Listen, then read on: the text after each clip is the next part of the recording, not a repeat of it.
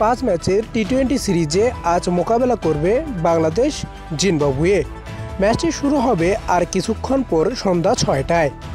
চলুন দেখে নেওয়া যাক আজকের ম্যাচের সম্ভাব্য একাদশ। ওপেনিংয়ে খেলবে লিটন কুমার দাস ও তানজিদ হোসেন তামিম। এরপর নাজমুল হোসেন শান্ত, তাওহিদ হৃদয়, মাহমুদুল্লাহ রিয়াদ, হাফিজ হোসেন ধ্রুব, মেহেদী হাসান, মোহাম্মদ সাইফ উদ্দিন, রিশাদ হোসেন, তাসকিন আহমেদ ও শরীফুল ইসলাম। 5 ম্যাচ টি-20 সিরিজের সব কয়টিতে অধিনায়কের দায়িত্ব পালন করবেন নাজমুল হোসেন শান্ত। এছাড়াও জিম্বাবুয়ের ক্যাপ্টেন্সির দায়িত্ব পালন করবেন সিকান্দার রাজা। খুব ভালো একজন অলরাউন্ডার হলেন সিকান্দার রাজা। দেশি বিদেশি সব লিগেই খেলেছেন ইতিমধ্যে।